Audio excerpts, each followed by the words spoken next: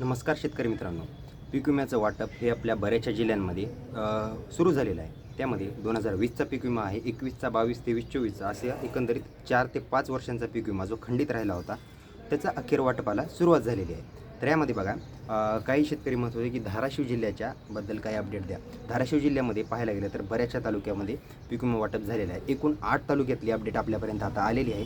ते 8 तालुके कुठले कुठले आहेत ते देखील सांगतो. त्याचबरोबर धाराशिव व्यतिरिक्त बाकी जिल्ह्यांची काय अपडेट आहे ती देखील आपण व्हिडिओच्या मार्फत जाणून घेऊया. तर व्हिडिओला शेवटपर्यंत काळजीपूर्वक नक्की बघा. पण त्या अगोदर जर चॅनलवर नवीन असाल तर माझं नाव आहे सम्राट आणि स्वागत आहे तुमचं शेतकरी सम्राट या यूट्यूब चॅनलवरती. चॅनलला तुम्ही अद्यापही लाईक, सबस्क्राईब व शेअर केले नसेल तेही करून घ्या व माझ्या डाव्या साईडला जे काही बेल आयकनचं बटन दिसते त्याला देखील दाबा. म्हणजे तुम्हाला पीक विमा व शेती संबंधित व लाडकी बहीण या इतर योजनांसंबंधित सर्वात लवकर अपडेट भेटून जाईल. तर चला वेळ वाया न घालवता आपण व्हिडिओला सुरुवात करूया. तर बघा मित्रांनो, आपण धाराशिव जिल्ह्यापासून सुरुवात करूया.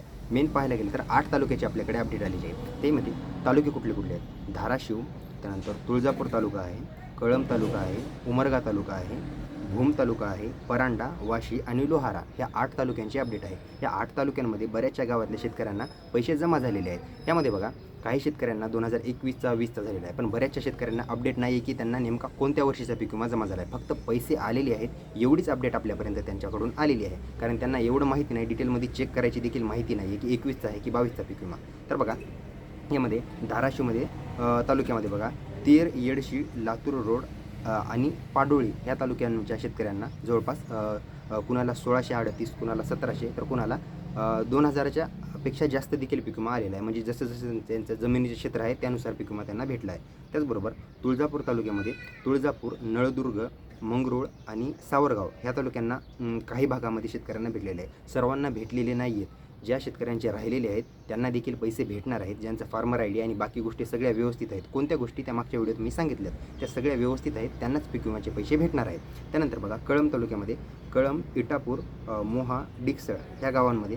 त्यानंतर उमरगा तालुक्यामध्ये उमरगा, मुरुंब, जळकोट आणि गुंजोटी झाल्यानंतर भूम तालुक्यामध्ये भूम, ईट, वरुड आणि पाथरोड तालुका. त्यानंतर परांडा तालुक्यामध्ये गाव. त्यानंतर परांडा तालुक्यामध्ये परांडा, जवळा, अनाळा.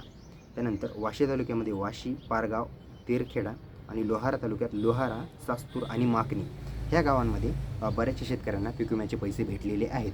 ह्या गावांच्या व्यतिरिक्त बाकी गावांसंदर्भातचे अजून अपडेट आलेले नाही, पण ह्या गावांमध्ये पीक विम्याचे बऱ्याचशा ठिकाणी पैसे भेटलेले आहेत. ह्या व्यतिरिक्त बाकी जिल्हे जे आहेत आपले नांदेड असेल, परभणी असेल, त्यानंतर संभाजीनगर असेल, जालना असेल ह्या जिल्ह्यांसंदर्भात अजून पैसे जमा झालेले आहेत, पण एक्झॅक्ट किती रक्कम जमा झालेली नाही ह्याच्या संदर्भात अजूनही अपडेट आलेली नाही. ती अपडेट आली की लागलीच तुम्हाला चॅनलच्या मार्फत कळवण्यात येईल. तर चला, ही ह्या पीक विम्यासंदर्भाची एक महत्त्वाची अपडेट होती. ह्या व्यतिरिक्त बाकीची काय अपडेट येईल तुम्हाला पुढच्या व्हिडिओमध्ये सांगतो. तोपर्यंत नमस्कार.